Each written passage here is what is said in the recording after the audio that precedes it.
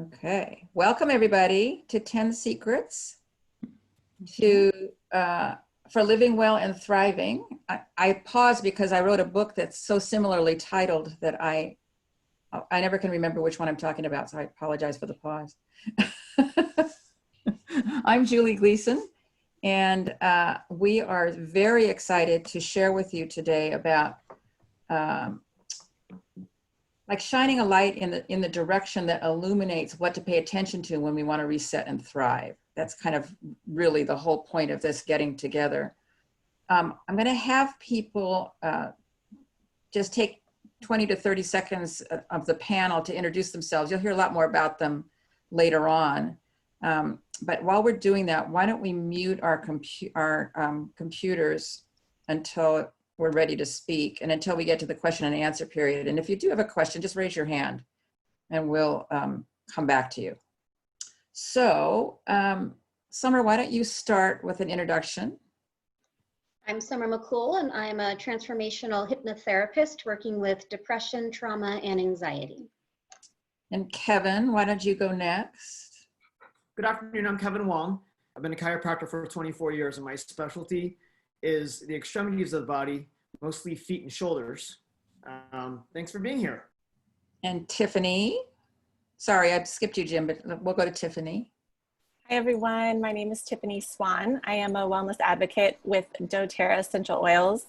I am excited to share a few tips with you today about up-leveling your health and wellness by decreasing your toxic load and supporting your immune system naturally. Thanks for being here.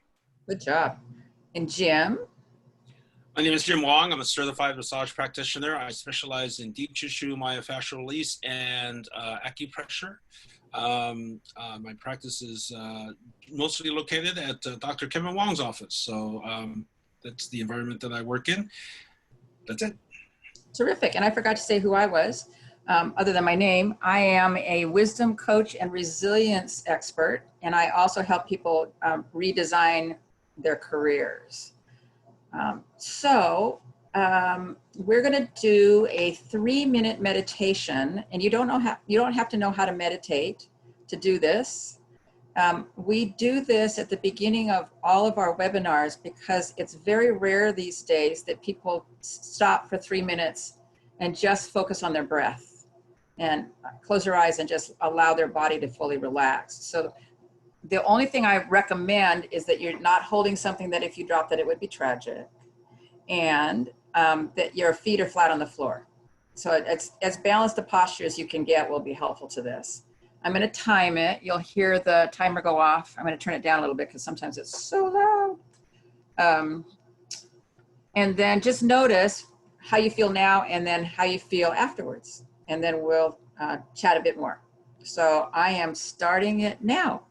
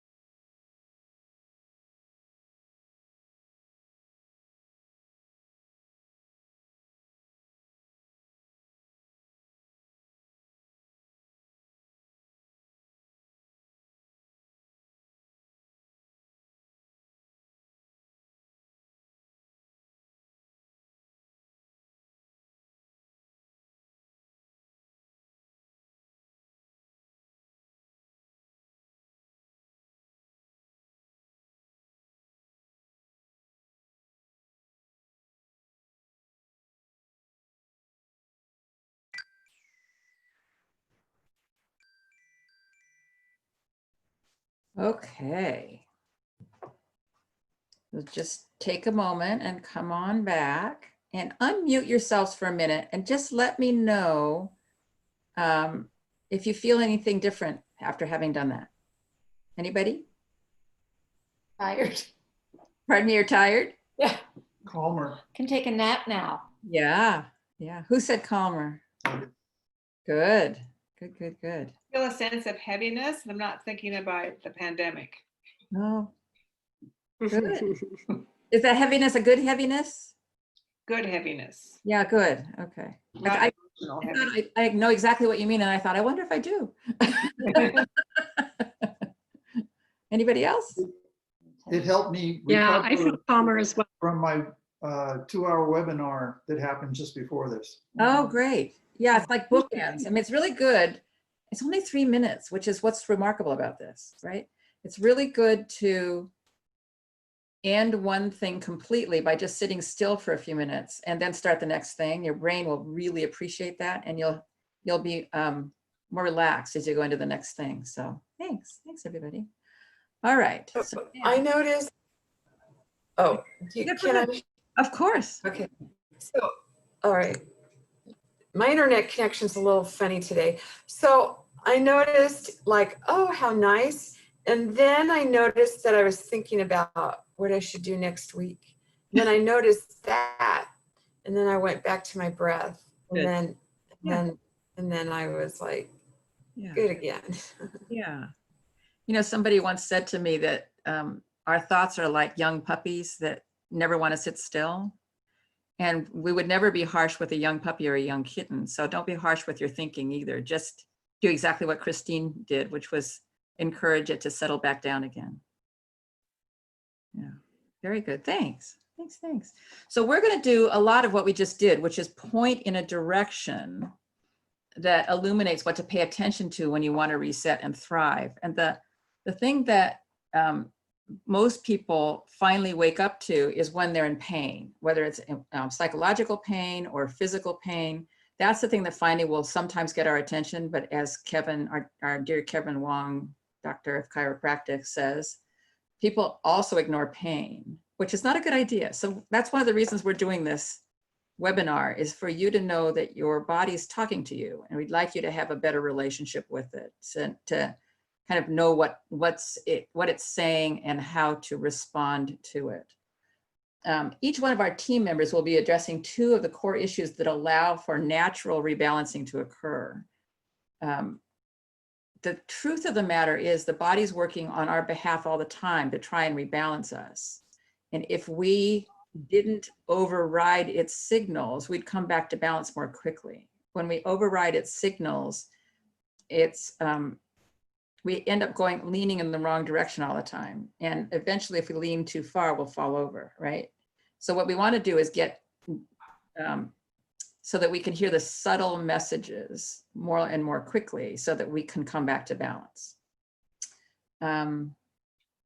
When we understand pain and confusion as alarms to address and know what to listen to, we begin to relax and naturally thrive, because that's how the body's designed.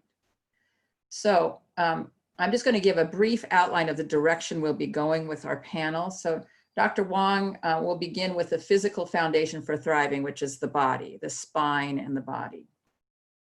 And then Jim Wong, our medical massage therapist, is the next line of support when our bodies tend to go out of alignment with more regularity than we would like. Then it's time to find out which muscles are pulling what out of alignment. So Kevin and Jim, who are only brothers and related by kinship and by friendship and not by kinship, but they are perfect partners, because if Kevin sees one of you who keeps going out of alignment, it might be time to see Jim, and vice versa. Tiffiny is going to talk to us about toxicity and how that can pull us out of alignment, and how dealing with essential oils, which are in the plant's immune system, reminds us that our immune system can come back into balance. So she's going to talk to us about that. And Summer will speak about, Summer, who's our transformational hypnotherapist. I did it. We'll speak about the emotional and spiritual well-being cues and what to trust when you feel an emotion that's making you uncomfortable or overwhelmed. And finally, I will address the one constant direction to look at that's innate and built into the system. So that's kind of the agenda for today. Okay, it's a lot, but it's all one thing. It's all about the cues and balancing, okay? So Summer, you want to talk about confidentiality just a bit? You're muted. Okay, we are recording this. We don't know what we're going to do with the recording yet. So if you are uncomfortable with that, you can mute yourselves and you don't have to speak up at any time. You can also put your video, you can turn that off with the stop video button on the lower left, Right. if you don't want to have the visual. I think the only ways that we're going to be using this is to just put it on either our websites to support the knowledge that's available. We're not really selling anything here. We're just Right. really offering information. So, Exactly. Okay, that's it. Very good. And by confidentiality, we mean if you've robbed a bank lately, please don't say it online. Don't say it on the recording, on the tape, right? We don't want to have to deal with that. Okay. So whatever it is that you don't want people to find out about you, talk around it in generalities if you have a question about it, okay? Kevin, you want to talk about the technology, any like the chat and the mute button, all that stuff? For those of you that have been on Zoom, you're probably sick of it at this point, but thanks for being with us anyway. But if you look down at your chat button, if you want to ask a question or you want to send a private message to somebody who's on here, all you need to do is hit chat, and then you can scroll through the names, and either it's everyone or you can go to single people to put a message in there. And also, if you ever want to know, again, shots like right now that your computer's probably configured to see all of us because we have the right amount of people on here for this, but that other participants button will tell you the other names of the people that are on here in case you're curious who the person's name is with their face, right? And it's not completely on their screen. So yeah, I think that's good. Fabulous. And I'll do my best to keep an eye on the chat and answer your questions as they come up while people are speaking as well. Okay, so Kevin, why don't you get us started? Okay. Oh, wait, one more thing. I apologize. We're going to do our presentation and then there'll be a question and answer period afterwards. So jot down questions that you have, because we really want this personalized enough so that in your life you have an answer to the things that are going on with you. Sorry, wanted to make sure I said that. Okay. Right, don't worry. In 3 hours, it'll all be over. No, stop that. It's only 90 minutes. All right, yeah. It's really short, actually. All right, so Julie, you want to give me control of the screen so I can show my slides? Absolutely. Do that, and I'll Oh, hang on. I forgot how to do it already. I did it wrong. Just a second. I have to go to security. Oh, no, I think I did, Kevin. I think you already have it. All right, let me see. According to me, you already have it. There you go.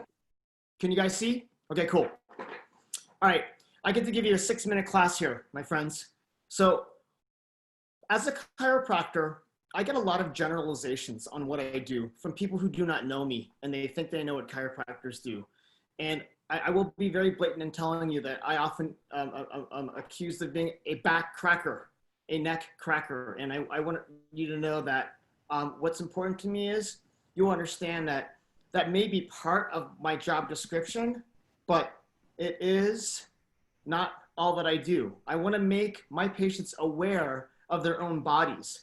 And when I see patients in the office, my idea is to try to help you be as strong as you can outside of the office, so you don't need to always depend on me more frequently than you think you should, all right? So for me, you might not think that I would be somebody who would know very much about this, but for the last 23.5 years of my career, I have specialized in the feet. And there is an important reason why I do this, and I'm hoping that you will be able to look at your own feet right now. Look down at your feet. And some of you, you're all at home, you're kind of relaxed. If any of you feel like standing up for a second, you can kind of get an idea of why the feet are so important. Quite honestly, the feet are the foundation of your house. I want you to be aware of something. When we have issues with our feet, we will have issues in different parts of our body. And that is my main thing that I want to teach you in the 4 minutes I have left. And that is, when you're standing up, we are not taught about our feet when we were little. we do not realize that you actually have more than one arch underneath each foot. You actually have 3 arches underneath each foot. And you're like, whoa, that's kind of weird. How's this chiropractor guy telling me you've got 3 arches when I've gone to a foot doctor before and they never mentioned anything about that? Well, now you see why I've gone into this as a specialty. It's because patients, people that I know, aren't learning enough about themselves, so you can look for the signs and pay attention to your health. If you're standing up, your feet may look like what they look like in this picture when you're looking at somebody from the front and when you're looking at somebody from the back. Most of us end up having flatter feet through the course of our life. Did you know that age 7 is the age at which your arches stop forming underneath your feet? After age 7, that is it. That's all the arch support you're ever going to get. So that means that's why I see a lot of kids in my office who have arch problems from an early age. Some people, they don't catch this until they're adults. And that's why we'll see a lot of adults from various ages, all right? But your feet will tend to fall on you to some degree. And it happens so slowly that you don't even really pay attention to it unless something is painful. And believe it or not, even though I treat a lot of feet, there's only about 20% of all my patients that come in through my door that actually have pain in their feet themselves. Mostly, they're going to have pain in their lower back or their hips or their knees. So remember, look at this picture of that house next, right there. The picture is of a cracked foundation. And that foundation will then reverberate up through the structure and create problems up in other parts of that house. You've all seen pictures of cracked chimneys and things before, right? So now your body, look at this picture, trying to make it as simple as I can. This person happens to be having flatter feet on the left side than the right side. And look at what it does to their body when their foot starts to collapse. It rolls in on itself. It turns your leg bones. It stresses your knees. It tilts your pelvis, gives a little bit of curvature to your spine, throws your shoulders. This little picture is called the crooked person. And most of the patients out there, you yourselves will resemble this to some form. Over almost 8 to 9 out of 10 people in the world have flat feet, whether you know it or not. And what's so fun about me teaching you this now is I want you to have a different way of looking at your own body, thinking, that knee pain that I went to the orthopedist for, and I've had a knee replacement, or I've had some arthritis in my body. Boy, I wonder if that could be something to do with my feet. I wonder if I've been looking at this from one way, and maybe I should be looking at it from a different way. So I teach all my patients to be able to check their bodies so that they understand the patterns that the feet can cause. So even with you just being introduced to this topic, although Rita and Greg have a little bit of a leg up because they know about this because I've taught them this before. But look at when you start from the bottom, follow that foot, that ankle falls in, those bones twist, they jam up the knee. You can see certain areas where people can get pain. Maybe you've had it, or friends of yours, your mom, your dad have had pain in certain areas of your knee, your hip, your lower back. This is what I help people to understand, is that when we look at the patterns and look at the whole body, then we become very aware of how we as human beings are functioning out there. And we make it very obvious for someone to be able to identify pains that they have in their body and be able to trace it back to body parts and figure out how they can become stronger themselves, figure out whether I'm going to get them orthotics or give them exercises or give them adjustments to help them figure things out and help them be stronger and more confident in understanding their own body. That's my part. We've started off this little party. I hope you guys found that interesting. I'm going to give back control to my sister, Julie. Okay. And then Jim, you're next. Okay, I'm unmuting myself.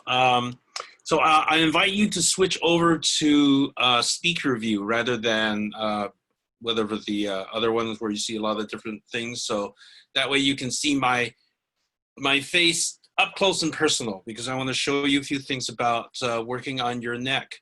You know, in a meeting like this, and we're, a lot of us are in a lot of Zoom meetings during the day, or, working at our desks, or just, watching TV sometimes can be a little bit of a strain on the neck.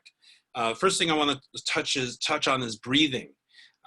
One of the two things I want to talk about is breathing, and then the other thing is about self-massage. So the first thing about breathing is that sometimes you just need to have a reset. And one of the great ways to reset yourself, and this is a great way to reset your body, it changes your body physiologically, and it helps you just to reset, and that is to do what's called 4x4 breathing, which is where you're taking a breath for 4 seconds, exhale for 4 seconds, and then do that 4 times. That's why it's called 4x4 breathing.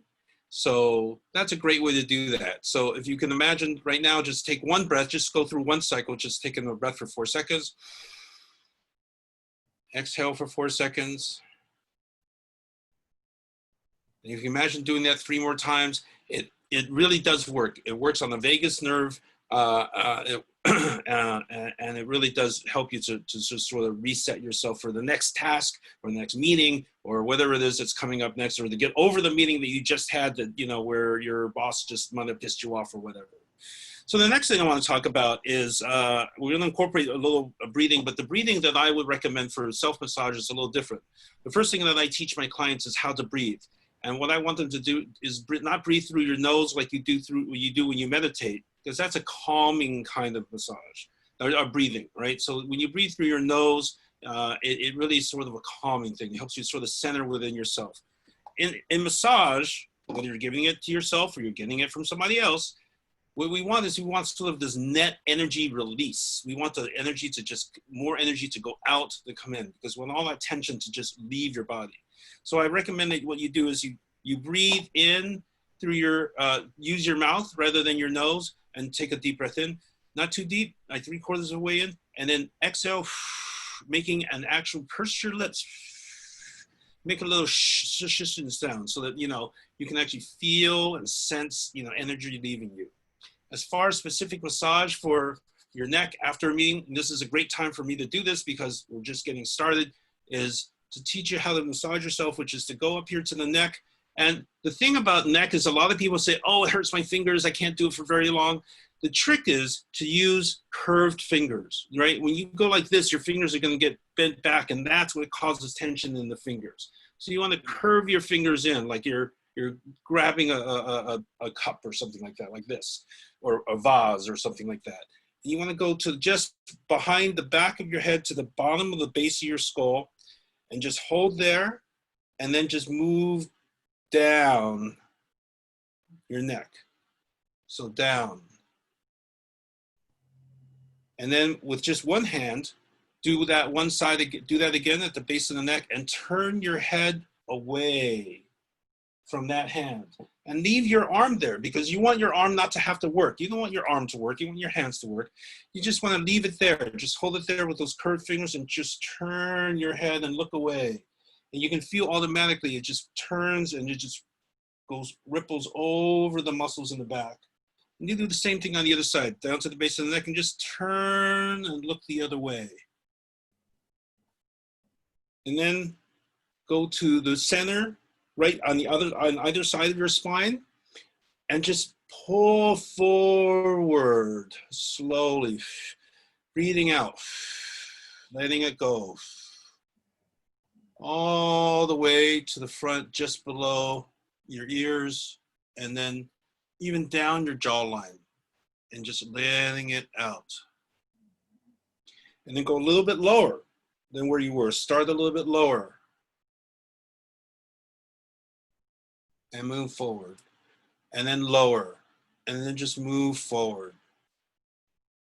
Now, you want to use, and then another thing that you can do is just to hold your neck and then just turn your head the opposite direction. So use your opposite hand and turn your head, just tilt your head away from that hand and go all the way down to your shoulder. Now we have our collarbones, right? And our collarbones is where this big muscle here, a lot of us have a really protruding muscle here. It's called the sternocleidoid muscle. And that muscle connects to the ribs right at the collarbone. So what you want to do is just pull up slowly, gently, and just go straight towards the ears and just pull up.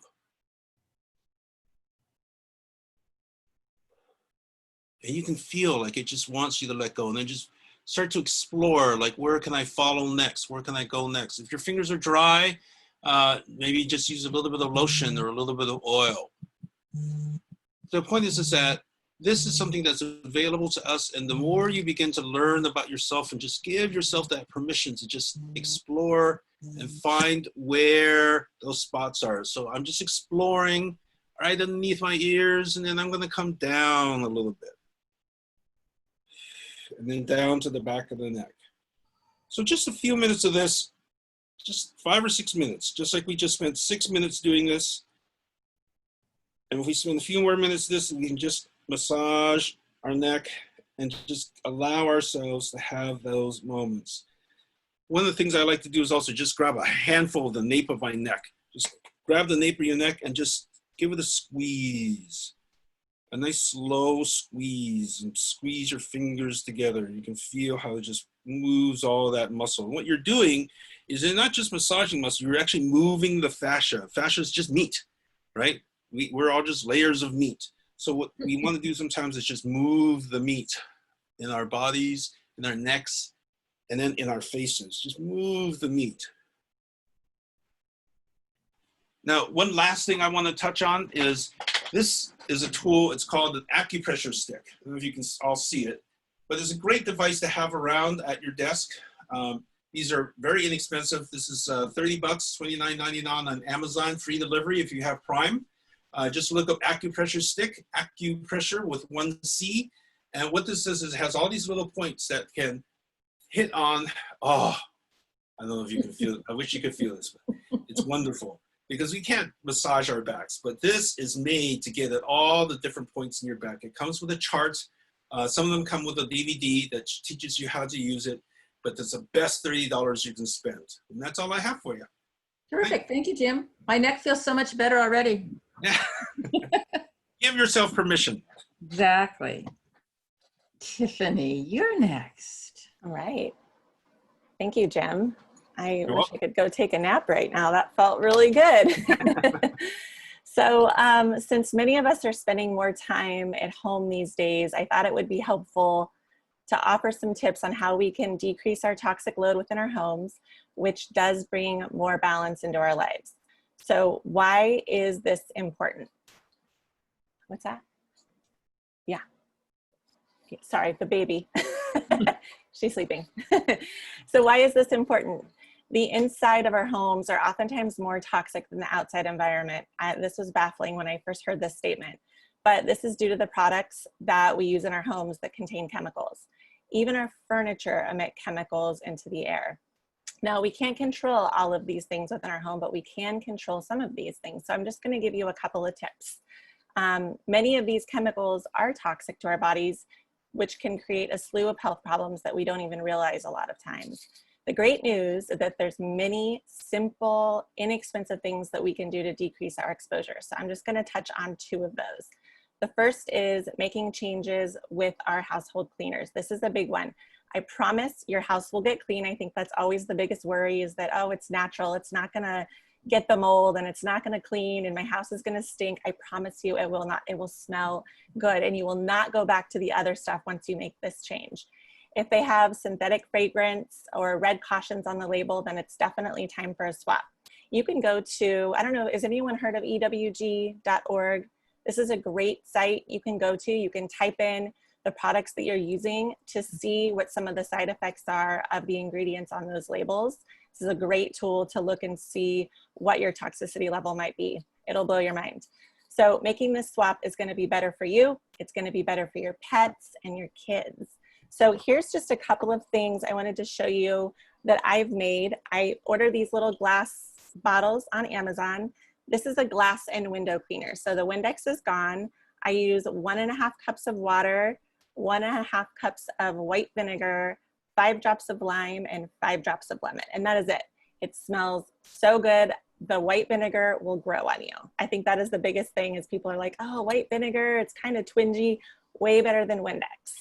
The other one is for shower and tub. This is 1 cup water, 1 cup vodka, 20 drops lavender, and 20 drops tea tree. You can spritz it in your mouth when you're cleaning. Just kidding, don't do that, but you could. And then if you're not a DIYer, this is a really great concentrate solution. We call it in doTERRA the On Guard concentrate. You fill up a bottle 1/3 of the way and then the rest up with water. And this is your all-purpose cleaner. This makes like 14 bottles of cleaner. So you're actually saving a lot by making some of these changes.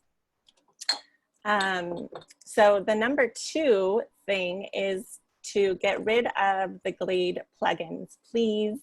And the candles. I know you love your candles. I loved my candles too before I started researching what some of them can do to our health. So you can replace those with a diffuser. Raise up hands, who has a diffuser already? Oh, good. Okay, so a lot of people, this is what one looks like. It's gonna dispense oils up into the air. So my recommendation for this is you wanna use really high quality essential oils because you're gonna be breathing them in. They can cleanse the air that we breathe. They can boost your mood. They can offer physical support to our bodies. We can diffuse citrus oils, which are uplifting. That also cleans our space. We can diffuse floral oils, which can bring comfort to our mood. We can diffuse minty oils, which are really energizing to our mood, or oils that are great for respiratory support that can help us with easy breathing. So I walk around in the morning, I water my diffusers throughout the day. I water my diffuser in my workspace and I put something that's invigorating. I water the diffuser in the living space because I have 3 kids under the age of 6 and I need all the calm in the world that I can get. I even have them in my bathroom. I have 3 boys in this home and it works really great. And then in the bedrooms for sleep. So I love to support my family in this way. Lastly, and this comes as a surprise to a lot of people, is the high quality pure essential oils are going to support your immune system. This was baffling to me at first. So just as the essential oil protects the plant it comes from, it can also protect our bodies and our immune systems. After all, we're all carbon-based here. So here's my experience with this. I use an oil called On Guard, and we use it every day for preventative. We take it internally, we put it on the kids before they go to school. Anytime we're exposed, anytime that they come home with a runny nose or we start to feel a little bit off, we pump up the blend. We use frankincense, we use lemon, we use tea tree oil. We'll ingest it, we apply it to their skin, that nothing ever gets worse. We're able to nip it in the bud quickly when we use it consistently right at the onset of feeling a little bit off. We had the flu last year. It was awful, like it was horrible, but we only had it for like 4 or 5 days, which was great. We were able to nip it in the bud pretty quickly compared to most out there. So there's a lot of simple, effective things that we can do to care for ourselves. If you have questions, you might have a million questions, essential oils might be new to you, I'm happy to answer them. I love helping people in this way. So I hope that this was helpful to each and every one of you today. So I believe I am passing the torch over to the beautiful Summer McCool. Yeah, and just one thing about your diffuser, I have dogs that are not neutered. And so when my poor boy who has 6 girlfriends in the house, when they come in season, I use diffusers and essential oils to calm him down so that he doesn't howl all night. And it's the only thing that works. I've tried everything else that's not natural, and it's the only thing that works. So, yay. Tiffany, before you go, there's 2 questions in the chat if you want to answer them really quick. All right, watering your diffusers. So I'll show you here. This little diffuser, there's a little red thing here. This shows you that you put water all the way up to this red mark, and then you just gently drop your essential oils into the diffuser. I do typically 2 to 4 drops. So if you're someone that's a little bit more sensitive to scent, start with 2, and then you can always add more as you get more comfortable with the scents. If you want something strong, add 6 drops, but start with less. Less is more, I promise, especially when they're super intense. And the cleaning concentrate is called On Guard Cleaner Concentrate. This makes 14 bottles of spray bottle. This lasts forever. I use it as a spot treatment on my laundry as well. So this is super versatile. Didn't you also say that you use that as a deterrent for illness? I use the essential oil. So there's a line of On Guard. This is a cleaner, and then the essential oil is what I use for immune support. It's called the Protective Blend, and we apply it to our skin daily. I'll put it in my water. I gargle it when I have a sore throat. It has, let me just tell you the oils that are in it. Wild orange, clove, cinnamon, eucalyptus, rosemary is the blend. So it kind of reminds you of Christmas. It has that cinnamony, clovey scent, but it is super potent and very powerful to support at a cellular level. And it comes in those little tiny capsules too, right? Yeah, it comes in little beadlets. I know you love the beadlets. I do love the beadlets. Which is, yeah, it's a quarter of a drop, so you can pop them in your mouth and just swallow them. They're great for on the go if you don't feel like applying an essential oil or you travel a lot. Those are good to have on hand if someone coughs in your direction. Just pop a beadlet real quick, and they do work really, really well. Would it be possible to put the information, like Julie, are you going to send sort of maybe a follow-up email or something? Yes. And you can just put that information. You'll get that sometime tomorrow, and people Okay. send me what they're recommending, and I'll put it out on one email. I also wanted to add something about the diffuser. May I do that? Of course.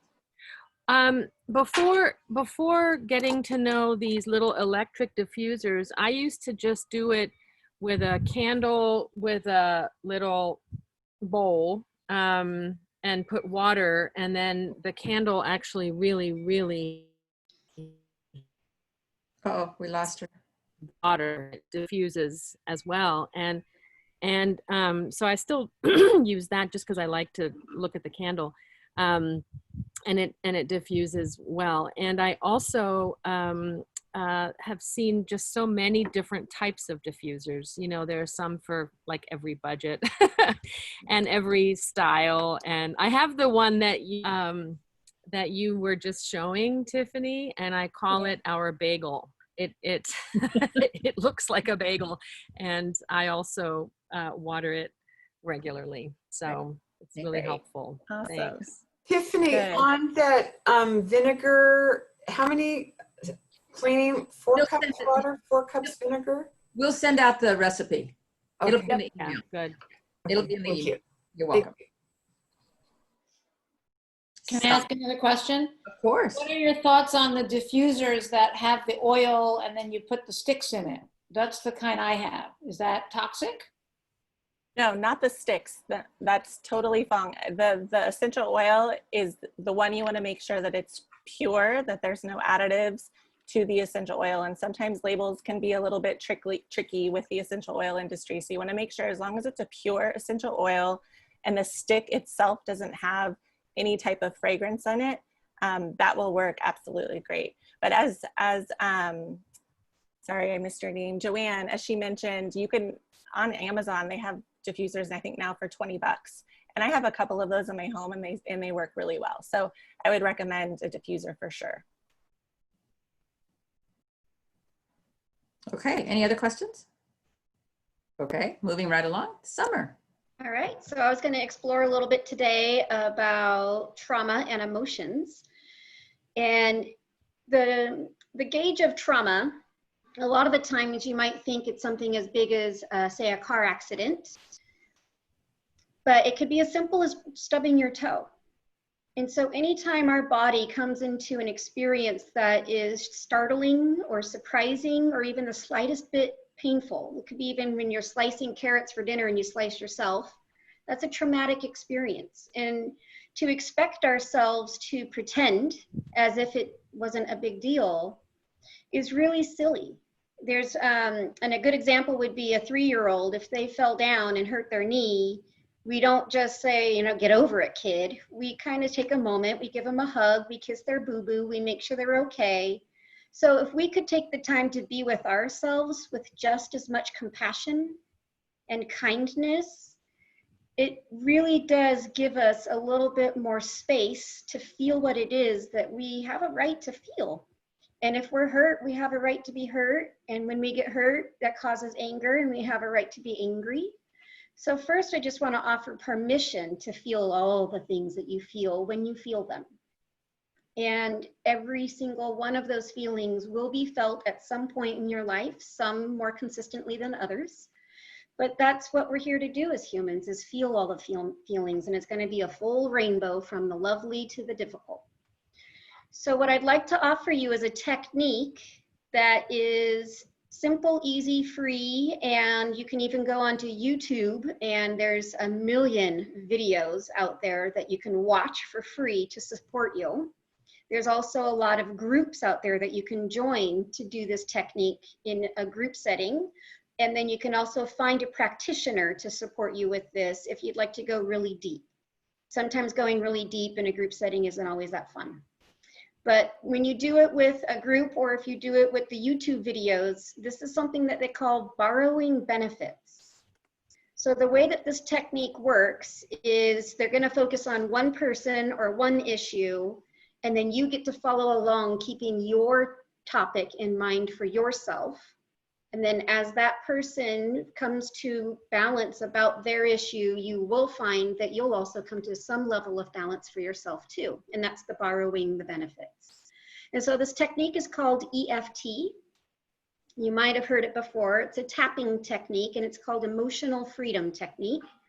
There's a few variations out there, and I kind of like the variation that gears towards the positive side of things rather than the repetitive of the negative. So I will go through a whole sequence with you just to show you how it works. And then when Julie sends out her email tomorrow, I'll actually have the instructions for you, which is kind of the locations to tap on. The fun part about this is some of the tapping locations do invite you to look a little bit like a monkey. And so the fact that you can do this anywhere, you don't have to do all of them, and you don't have to do all of them in order for it to work. So one of them is to tap on your crown, and if you don't want to be at the grocery store tapping on the top of your head because somebody might wonder if you have head lice, you don't have to. There's a few other places you can tap that are a lot more subtle that makes it a lot easier. And another one is kind of underneath the arm. And if you don't want to be sitting there driving your car with both of your hands off the steering wheel, you don't have to. So I'll show you all of them. And the important piece is to kind of start with naming what is. And most of the time, this is getting present to what is the negative emotion that you're feeling. And I don't really like the term negative, but maybe the uncomfortable emotion that you're feeling, and naming it. So we'll start with the karate chop point, which is that point of your hand that you're going to karate chop with, and you're going to tap on that. And you could say, I feel anxious. And then you're also going to say another statement that is also true, whether you believe it or not. It might be more like an innately true or possibly true, but it's on the positive side, which could be, but I love myself. So another place to tap is the crown of your head, which we showed. I feel anxious, but I trust myself. And then we could do right where the eyebrow meets the bone of the nose. We do right in that corner. I feel anxious, but I'm a good person. And then the corner of the eye, I feel anxious, but I'm worthy. And then under the eye, I feel anxious, and I love me. And then under the nose, I feel anxious, and I love who I am. And then on the chin, I feel anxious, and I trust myself. And then on the collarbone, I feel anxious, and I'm a good person. And then under the arm, kind of where maybe your the middle of your ribs area, I feel anxious, and I love who I am. And then I invite you to take a deep breath. And then you might just notice how the energy inside your body has dropped just a little bit. And so a lot of the times when we are in an overwhelming emotion, our energy in our body rises up. And so a lot of the times we call that being ungrounded. And trying to find a way to make a decision or to offer information or to have clarity of mind is difficult when all of our energy is pushed up in a rapid pace. So this EFT process allows us to be present to what is without denying it, Say, I am anxious, I'm scared, I'm frustrated, I'm terrified, I'm overwhelmed. It could be any of it. And then you can also say what is true. I'm worthy, I'm good, I'm lovable, I'm safe, I'm healthy, I'm strong. And there's no limit. It's really just based on your imagination. And you'll find that your energy comes down and it gets a little slower. And so that capacity to have clarity of mind opens up. And this is just with emotions. It's to give yourself permission to be with it. And it's also to remember the resources you have inside of you that are innate to you to allow you to be with it in a compassionate way. Thank you. That's so awesome. Thank you. I already felt a shift, and I've seen Summer for a few hypnotherapy sessions, and it changed my life. Oh, thank you, Christine. Good. So I'll answer a question that was in the chat, and that is you can just tap on one spot.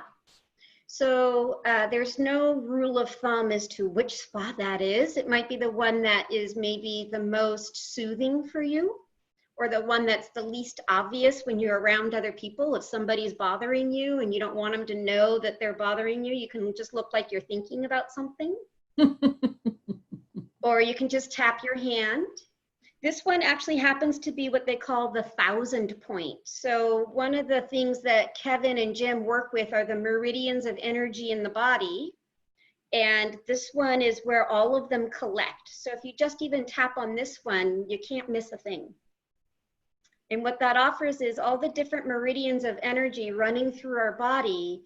It's a matter of interrupting the flow so that you can have a new perspective. And this is where naming what it is honoring your experience. And then naming what also could be true interrupts that habit of experience to introduce another truth and to work that into the neurocircuitry of yourself so that you can actually have a simultaneous truth of, I could be really anxious and trust myself, and both can be true. And then you're not without what you need to make good choices. Fabulous. Any other questions for Summer at the moment? Okay, great. So it's my turn to talk to you. And what I want to talk to you about is the thing that we're very, very, very rarely taught as children. And that is that there's a healing system built into our bodies that there's no human being on the planet and nothing that's alive on the planet that doesn't have it. We know about the physical nature of it. So if we skin our knee, if we bump our elbow, if we cut our finger, we don't have to do much other than stop the bleeding, keep it clean, don't pick on it. And then the body goes to work, thank the Lord. We don't have to figure out what to send where. And body goes to work and takes over the healing process. So all of the practitioners that have spoken today are working on helping the body have access to healing itself again, like getting unstuck so that it can go to work and heal itself. That's what a good practitioner does. And that's how they relate to their clients, is that they're not doing it. They're helping the body do it, right? The thing we're not taught is that same healing system is built into our emotional well-being, our psychology. So that when we're in a frustrated mood or a sad mood, I've been through 3 different moods today, just like whack, whack, whack, right? But I know that I'm built to come back to balance. And so if I don't dwell on what's just happened, and I either breathe through it like Jim had us do, or tap a little bit like Summer was just saying, or if I just know that it's a mood and it'll pass, I come back to balance psychologically and emotionally. So I want to offer that as something, I'll give you a metaphor for it in a minute too, but I want you to consider trying out that might be true in your life, because the more you observe that that's true, the more you'll trust it, and you won't be so concerned about the moods that hit, because you know, A, that they'll pass, and B, that there's always, that there's always something that is working on healing you emotionally and psychologically, bringing you back to well-being. That's what I call resilience. The metaphor for that is imagine yourself in a pool or lake with a beach ball. And the beach ball, if left alone, is just bobbing on top of the water, right? They don't sink on their own. It's designed to float on top of the water. So you can imagine your own emotional well-being as being that buoyancy floating on top of the water. And we then get a slight trauma or a major trauma or a shock, or we get caught by a thought like, I didn't do that well enough, I'm not perfect, they shouldn't have done that to me. Well, all of the ones that, I'm not worthy, all the ones that Summer was pointing to. And what do? We grab hold of that thought like it's true, and we start pushing on the beach ball as we think that thought more and more and more. And what happens when you push a beach ball down into the water? It starts to resist you a little bit. It gets harder and harder and harder to push it down there. And the more we struggle to push it down, the harder it pushes back. And eventually it will escape. And what happens when the beach ball escapes from your grasp? You don't have to push it up to the top, right? It just bounces right back up to the top. So people that would have you have to work on becoming healthy and well don't understand the innate design of being human, which is we are designed to be buoyant, resilient creatures. If we would leave ourselves alone, remember that picking on the scab part we don't do physically? We don't want to pick on ourselves either. That's a way of pushing on the beach ball. So you can feel it rise with that 3-minute meditation, with the work that Jim did on our necks. When I've been on Kevin's table and I'm finally aligned again, it's like, oh, my mood lifts because I know that balance is back, right? The other thing, once you've found balance, or you're out of balance. So it's really important to know that the pain signals that we're getting, whether it's from our bodies, from our emotional well-being, it doesn't really matter. But those signals are telling us that we notice we're out of balance. And most people don't notice they're out of balance. They think they are their pain. So if you get nothing out of this except that noticing is all you have to do, then there's this intelligence that goes to work once you notice that's designed to help you. And it's working on your behalf all the time. I call it divine wisdom because it seems to work for people. But that is an intelligence it's all the intelligence that ever was or ever will be that's available to help you come back to balance if you listen for it. And we mostly don't notice it's whispering at us. And so then it has to get our attention by making our bodies hurt, because otherwise it can't get our attention. It would be wise to start to listen to the voice that comes from your heart or your gut or your chest, somewhere below your chin. This never comes from above your chin. It comes from your body's knowing. There's a knowingness that fills you with a sense that you can breathe again, right? That's this wisdom filling you with what's the next thing, or what's the next direction, or where should you look? Some people know this as intuition. How many of you have a good relationship with intuition? Yeah. Intuition, if you actually know that it's coming from below your chin, is 100% true. You should always follow it. 100% of the time it won't treat you poorly. Your head, not so much. Your head will trick you at all costs.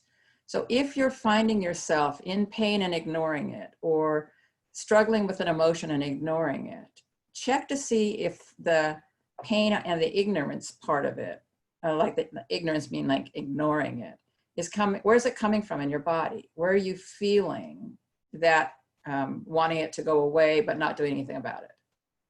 And are you willing to sit still and breathe and listen to what that guidance system that's built into you is telling you to do about it? And are you willing to not take action till you can hear that? Because if you hear that, it will direct you in the right manner. So it's really about beginning to practice. Can you tell when you're in your head or when you're down below your head? That will make all the difference in your life. if you're in your head, don't make big decisions, and don't try and sort something out with a partner or a child. The only tip I ever give to my clients is, when you're in a mood and you're in your head, shut up. Do not have important conversations. So there's never anything wrong with us that the wisdom that's built into the system can't handle. In fact, I don't think there's ever anything wrong with us, but we need to listen to wisdom so that we can have clarity show up again and we know which direction to head. So that's my presentation. So now you guys can unmute, and we're going to ask for comments, questions, specifics, etc. So this is their time to really make it personal for you if you'd like to do that. I just want to. That was so helpful. Thank you. Oh, yeah, you're welcome. Nancy? I just wanted to comment on your shut up. Just shut up is the greatest marriage advice ever given. Julie has been married for 34, 35, 36 years. If you guys ever figured it out, yeah. Good. And I have an anniversary in December. It's going to be the big 4-0. So yeah. Yeah, shutting up. It works. That's right. Long marriages because we don't speak when we're mad. Someone else? I had a question. Yes, please, Carla. I noticed when I have a lot of stress, I hold it right under my rib cage in my stomach. And I know it sits there, and I don't know how to get rid of it. But maybe what you said, just to sit still and be really quiet. Yeah. And let what you're saying then is just to listen for the guidance that will come, and then that will leave. Well, it may not immediately leave, but it wants to tell you something. So the things that show up in our body are trying to get our attention for some reason. And if we label it as physical pain that needs to be gotten rid of, we don't get the message. And so it stays around, right? Yes. So yes, the massage practitioner and chiropractor on the call can validate that if the psychology of their clients stays the same, the pain will keep showing back up again. That's because the client hasn't taken the time to listen for it's not what caused it, but what's it trying to say to you, right? And it's not necessarily in English that you'll get a message, but you'll maybe get a message that says, you're eating the wrong food. And who knows if you are or you're not, but it's worth listening as though that might be true and trying some things. See if it has, see if you can begin to tell, right? It will, the reason we sometimes ignore intuition is because something off the wall will occur to us and we think, oh, it couldn't be that. True. Right? Yes. Yeah, so I just invite you to consider whatever shows up and see explore it. Okay. So Carla, I want to add one thing to your little question there, and that is, I end up getting a lot of patients that ask me about the way that they're feeling in their abdomen. All right, and I'm not saying that you necessarily have any GI issues, but what I am saying is a lot of our emotional stuff that we're dealing with will manifest itself in the GI system, and it will actually affect the lumbar and the thoracic spine. So when I look at that from my perspective, I'm always looking at the spine there, but I'm also looking at the valves that you have on the inside of your stomach. You know that inside of your GI system, you have some one-way valves that are supposed to bring all of your food stuff one direction. When we get stressed out, we get issues like that, it can make those valves not close properly, and it can actually create reflux and things like that. So I know this is kind of leapfrogging what you actually asked for, but this is the manifestation of it that can go on for a while when we let our emotions and what we're dealing with affect our actual physical being. So I just wanted to throw that in there. I can see that. Yeah, I appreciate that because it is interesting how what's going on up here or out there in the world can hit me right in my stomach every time. No matter what it is, that's where it goes. So Yeah, and just yeah, that's interesting.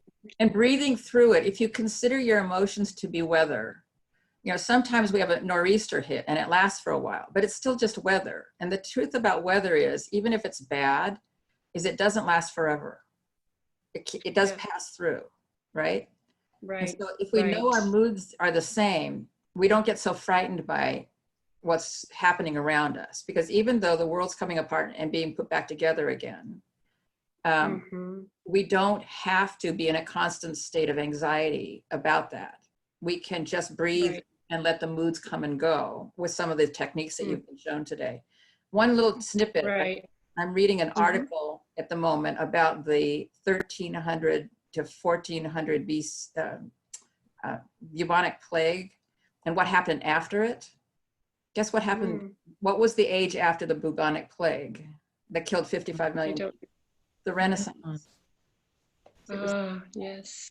So if you remember that we're making history, if we can keep ourselves in a balanced state, there's a lot of creative things that are beginning to happen that are quite exciting and interesting.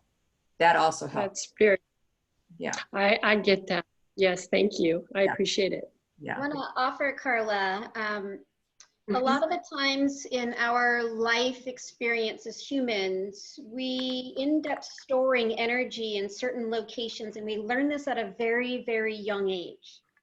Typically before 7 years old, before we actually have cognitive thought really come online.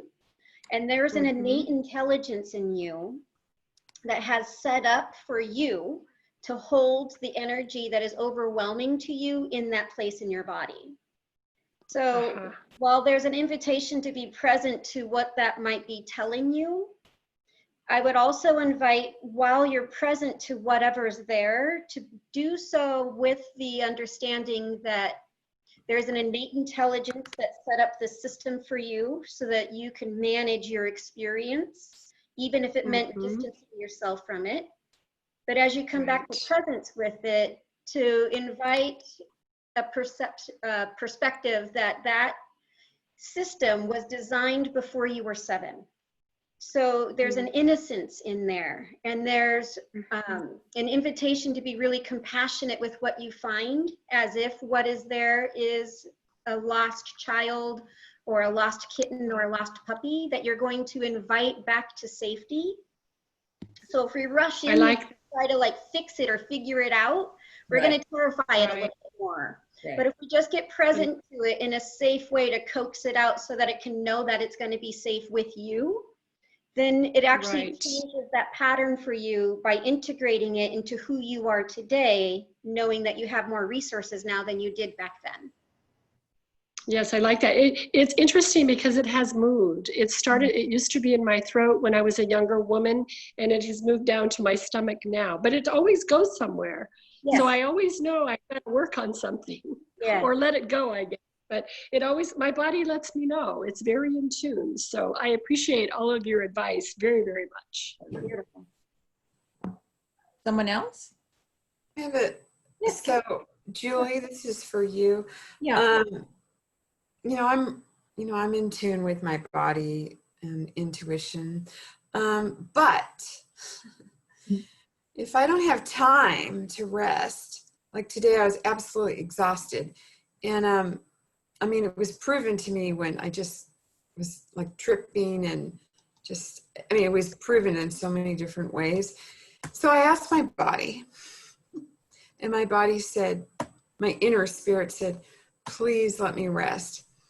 I'm like, okay. And then I did one more thing and one more thing. And then the fear is if I don't get all my shit done. And by the way, I did complete everything on my list today, but there's that feeling, it's in regards to business. If I don't keep on it, and you know how I'm a pretty hard worker, then it's hard to listen and just rest. So if I were your body, here's what I might think, okay? Oh, That's interesting. She thinks her list is more important than her body. That's interesting. Then I would say, look, you whiny girl, shut up. Yeah. So this is overriding intuition, and do it at your peril. You can be, it could catch up to you. Like the alarms will continue to ring louder and louder and louder until you rest. So I learned this by napping. So when I'm that tired, especially if it hits me at 11 o'clock in the morning on a day that's an admin day when I have 5 projects, right? I've learned that if I just go and rest, that the projects get done in no time after I've gotten up. Okay, that's very practical. So on the spot, take a nap. I can do that. Yeah. But here's what, it's not even about just taking the nap. I just think that if we responded to what we heard as though it were accurate, as though it were the truth, that we would, and if we trusted that we would then be supported to fulfill our lives, we would listen with both ears rather than just one, right? Thank you. Yeah, you're welcome. I have a question. Yes. You know, today's information has been very useful, and I found a lot of ideas on how to address different parts of my body and my thinking. And then I always struggle with, and also in my profession, is how do you create some sort of structure or routine so that I'm practicing this, like that I get a cue and I'm confused or whatever, how to relax. How do I get into the routine of repeating that practice until it becomes actually a habit? And that's where I lose things. Yeah, so I'm going to say something odd to you, Kitty. Now, this comes from somebody who alphabetizes her spices. I'm a very structured, I love, right? However, what I'm going to say to you is, if you respond to what you hear with a 3-minute meditation or the breathing that Jim was talking about, something quick, that might be enough. Like you don't have to literally have a structure. What the practice is can you hear what the alarm, can you hear the alarm going off? Do you know what it's asking for? And are you willing to give it a small amount to see if that's all it needs? So my favorite story about 3-minute meditation, which is why I do them so often, is I used to work with elementary school teachers in a school district in Walnut Creek. And the only time I could ever get them all in one place was right after school. Now, you know what shape elementary school teachers are in right after school? It's not great, right? And I would say to them, we have 2 hours and I'm going to spend 3 minutes of our 2 hours with you with your eyes closed, just breathing. And they would be annoyed. And after 3 minutes, I would ask them how they felt. And without fail, somebody in the group would say, why don't I remember to do this? That's right. Right? So it's because they don't listen and they do what Christine was saying, which is they've got to get X, Y, and Z done rather than listen. You can go to the ladies' room and do this in 3 minutes, right? 3 minutes is not very long. The breathing that Jim's talking about doesn't even take 3 minutes. So it's because we have this thought that it's going to take a while or we have to remember it. Your body will remind you if you're willing to listen. So you can let go of having to put new structures in. There are times when structures are great. I had a very bad back at the beginning of this year or end of last year. And I needed to do exercises regularly and I had to structure that in, right? That's a whole different thing. But what you're talking about, I think, I'm betting from the way you said it, it sounds like you'd be more stressed by putting the structure in. Like it would defeat what you were trying to accomplish by just trying to set up the structure. Well, you know, when I do deep breathing, I was a little uncomfortable with 3 minutes because I just don't do that. But when I do like a little small deep breathing thing, I always like the outcome. It's just that I guess I don't stop. I don't calm myself remember that I get action out of this particular practice. It's just trying to, like I'll look over the notes today and kind of reinforce what everybody's saying and kind of figure out how I can, you know, apply parts of it to myself and to other people. So it's very useful.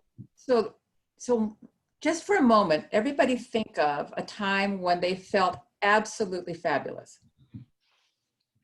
Just a time when you knew everything was well, like before the pandemic.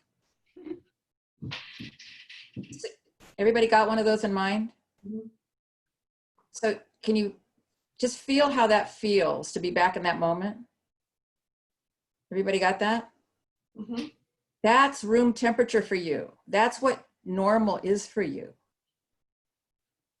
So if you trusted that you could literally just do that exercise and feel that good for a moment, and that when you didn't feel that way, it was an alarm, that's all you'd have to do. Thank you. Good metaphor. Good. And nobody's designed to always feel that way, by the way. But it's just when you catch that you don't feel that way, it's not a long process to come back to balance. So I can give a kind of an example. So combination of just checking in on the news and, you know, understanding the news is pretty negative, and I have a few friends that aren't feeling well, and kind of a lot of things building up. And then my daughter calls me last night, and I was feeling really sad, tired, kind of upset. My daughter calls me, who lives in Canada, and she said, we're moving back home. Oh, and everything went away. Everything went away. It's like, whoa. That's the power of thought. That's the power. That was just all I needed. It was really powerful. Yeah. And that's really what that little exercise of remember, right. Like you could remember that moment when you're feeling stressed, and it would bring you right back to balance, right? Yeah. So. Well, piece to add to this, and it might be on a slightly different track. Mm-hmm. And that is that whenever I find myself stressed out or caught up in a scenario in my mind that I have to figure out, and I have to know, and I have to understand, I have to be prepared for it. When I come back to this moment, mm-hmm. when I'm really, really present to just what is true right here and now, then I become really aware that none of that is real. And a good example is, it doesn't mean not to be prepared, but a good example is when I'm driving on the freeway and somebody merges into my lane, before I think about it, I'm either gonna change lanes, hit the brakes, or speed up to get out of their way, and or maybe honk the horn, if I think about it. But for the most part, on an innate level, I'm gonna do whatever it is that's required to ensure my and their safety without a whole lot of worrying and wondering and processing. Mm-hmm. I can trust that about me. Right. And I think that's true not just on the road, that's in every circumstance in life. That sometimes we surprise ourselves at some really evasive maneuvers when something's falling and we catch it and we're like, whoa, I can't believe I caught that, good reflexes. And that's because we didn't stop to think about it. Right. We just did the right thing. And we're built like that always. Right. It's when we start thinking about it, we're actually creating up imaginary futures. 90% of them actually never, ever come to be. Mm-hmm. But we've spent a lot of energy planning about them and for them.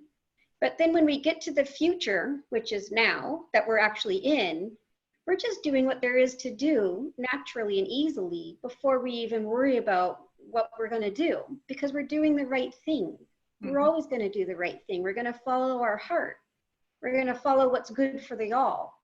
Right. And if that's so, we don't have to worry about what we're going to do. We're just going to do the right thing. Mm-hmm. And so there's nothing to worry about. It doesn't mean not to plan for your child's college future. Yes, do that. It's a good idea. But that kind of planning is a little bit different from how am I going to feel or what am I going to say than it is to just be prepared for some simple circumstances. I don't know if that makes sense. Yeah. So the message from all of us as practitioners is your guidance system that's built in and has been built in from the moment you were born knows what you need to be healthy, well, and balanced. Your job is to unlearn the overriding of that guidance system. And the body, if the body's in pain, a practitioner will help you remove the pain, but you've got to listen to why it got into pain. And then don't beat yourself up about that. Listen to what life wants of you. Take a nap when you're tired. It's like the hardest thing for a person that's accomplished to do.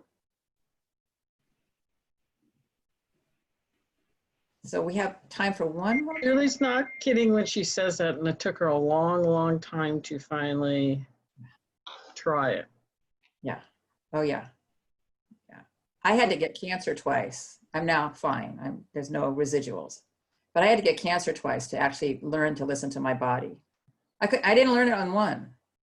What do you mean by that? So what were, like, before you had cancer, what were you not listening to? Like, I didn't sleep when I was tired. I didn't notice that when I ate certain things, my body didn't feel in balance. I just overrode that because I was too much in a hurry to pay attention to that. I just was annoyed that I had to take care of my body, and that I was annoyed that I even had a body. I got you, sister. And I'm telling you, I'm healthier now, and I have more energy now that I started listening to my body. That's the funny part. That's the humorous, ironic part is you'll have more energy and get more things done in surprisingly much more easy ways if you listen to the guidance system. Thank you, Julie. Yeah. Thank you for coming, everybody. Yes, this was lovely. Thank you so much for participating. Thank you so much. Yeah. Everybody. All right. Very helpful. Send out contact information. If you have questions, contact any of us or all of us. Okay. Take good care of yourselves. Yeah. Have fun. Take a Do nap. something fun. Yeah. Take a nap. That's funny. Thank you. Thank you. Thank you. Bye. Bye. Thank you. Bye. Thank you. I Bye. I already found that on Amazon. Ah, cool. Yeah. I'm using it right now. I use it all the time. Oh, that's so great. I'm gonna have it at my desk. Just experiment with all the different knobs. You All know, the spots. you'll find. There are so many different types, though. This is a good all-purpose one. You know, because it hits everything. So and it reaches all the way behind and even the back, and even you turn it around like here. You know, you